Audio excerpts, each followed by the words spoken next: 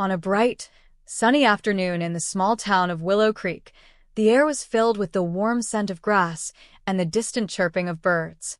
A dusty dirt road stretched lazily through a grassy field, where life moved at its own gentle pace. Standing on the left side of the road was a middle-aged man named Jack Carter. He was tall, light-skinned, wearing a brown and beige-plaid long-sleeved shirt, faded blue jeans, and a classic cowboy hat that had seen many years of sunny days. His brown belt was snug around his waist, and his eyes, sharp and observant, watched the scene before him with quiet curiosity. Jack was a rancher, a man who knew the land and its secrets, but today, something extraordinary was unfolding right in front of him. His gaze fixed on a red car, an old but well-maintained model, suddenly caught a strange shimmer in the air.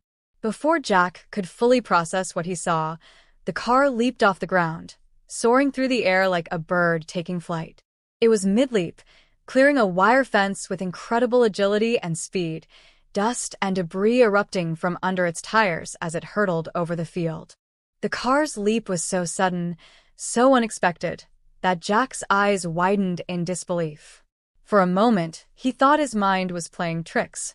Was this some stunt? A trick of the sunlight? But no, there was no denying it. The car was airborne, twisting slightly as it cleared the fence, as if it had a mind of its own. The sound of the engine roared loudly, a wild, untamed scream that echoed across the open land. Jack took a step back, his heart pounding. This was no ordinary car jump. The dust cloud around the vehicle was thick, swirling chaotically as if the earth itself was protesting this unnatural act. He could see the driver inside, an unfamiliar figure, gripping the steering wheel tightly, eyes fixed straight ahead with a look of determination and fear. Suddenly, the car tilted sharply, as if caught in a storm of unseen forces. It hovered in the air for a tense moment, then dove downward toward the other side of the fence. Jack couldn't tear his eyes away. He sensed that whatever was happening wasn't just a careless stunt. There was something strange, something extraordinary about this leap. Just as the car was about to land, the scene froze for a heartbeat, then everything exploded in a whirlwind of dust and noise. The car hit the ground with a jarring crash, kicking up a massive splash of dirt, sending debris flying in all directions. The driver seemed to wrestle with the steering wheel, fighting to control the uncontrollable.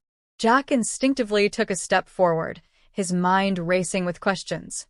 How could a car do that? Was this some kind of experiment? Or was there something more mysterious at play? Before he could get closer, the dust began to settle, revealing the aftermath of the incredible leap.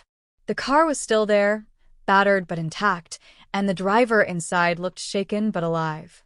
And then, just as suddenly as it had started, everything went quiet again. Jack stood frozen, staring at the wrecked vehicle, an ordinary car with an extraordinary story just beginning to unfold. The dust slowly drifted down, settling like a heavy blanket over the scene. Jack took a cautious step closer, eyes fixed on the battered red car. Inside, the driver was still gripping the steering wheel, sweat beading on his forehead as he looked around in disbelief. The wild leap had left him shaken, but miraculously, he was unharmed.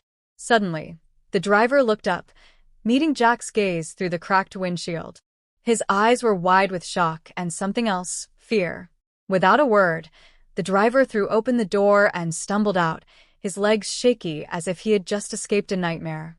Jack hurried forward, instinctively reaching out to steady him. "Are you all right? What just happened?" Jack asked, voice steady but curious. The driver gasped for breath, then looked around as if trying to find answers in the bright sky and the open fields. I don't know," he stammered, clutching his chest. "That wasn't supposed to happen. I was just testing something. Something I thought was impossible." Jack furrowed his brow. "What do you mean? That jump. How did it happen?" The man hesitated, then looked at Jack with a strange intensity. "It's difficult to explain. I've been working on a project, a machine that can manipulate gravity. I didn't think it was ready yet, at least not for this kind of test. But somehow it happened.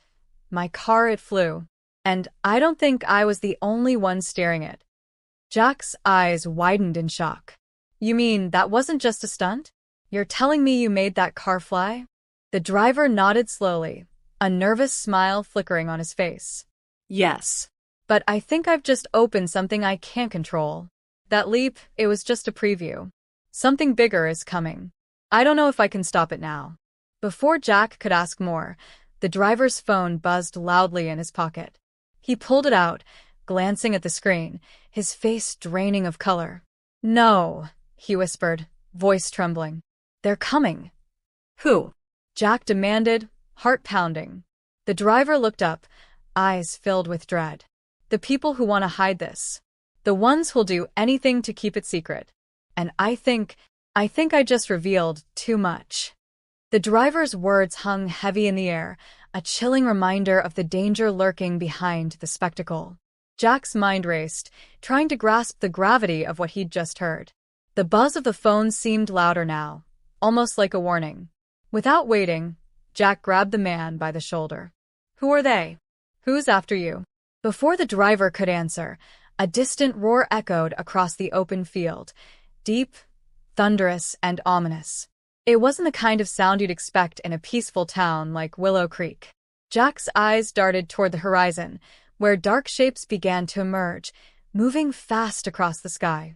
Suddenly, a fleet of black SUVs sped onto the dirt road, kicking up dust like a storm. Men in dark suits jumped out, their faces cold and determined. They were armed, their eyes scanning the area with relentless focus. Jack instinctively stepped in front of the driver, blocking him from view. They've found us, the driver whispered, panic rising in his voice. We have to run now. Jack's heart pounded fiercely. He looked at the approaching figures, then at the battered car that had just defied the laws of nature. Somehow, this wasn't just about a crazy stunt anymore. This was a fight for secrets that could change everything. As the men closed in, Jack made a quick decision. He grabbed the driver's arm. Come on. We're getting out of here. There's more at stake than just a flying car. Whatever this is, it's bigger than both of us. He pushed forward, toward the grassy field, knowing that whatever was coming next would change their lives, and maybe the world, forever. The tension in the air was thick as Jack and the driver sprinted across the uneven terrain, their footsteps pounding against the earth. Behind them, the engines of the SUVs roared louder, closing in with relentless determination. Jack's mind raced, trying to think of a way out, a plan to escape this overwhelming threat. Suddenly, the driver skidded to a halt, his eyes wide with desperation. There's a cave just beyond those trees, he gasped, pointing frantically. It's old, abandoned, used during the war. We might find shelter there. Without hesitation, Jack nodded. Let's go. We don't have a choice. They ducked into the shadowy entrance of the cave just as the first of the agents burst into the clearing, shouting orders. The cool darkness enveloped them, muffling the chaos outside, but Jack knew they weren't safe yet. Inside, the cave was damp and echoing, winding deeper into the earth. The faint glow of sunlight spilled in from the narrow opening, illuminating jagged rocks and remnants of old equipment. Jack pressed his back against the cool wall, trying to catch his breath. He looked at the driver, whose face was streaked with dirt and fear. So, Jack said softly, what exactly is this gravity machine you've been working on? And how does it connect to all this? The driver hesitated, then finally exhaled sharply. It's a prototype, something I built in secret. It can manipulate gravity, make things levitate, or even fly. But I never imagined it would actually work like that. I thought it was just theoretical. Now it's out in the world, and people want to control it or destroy it.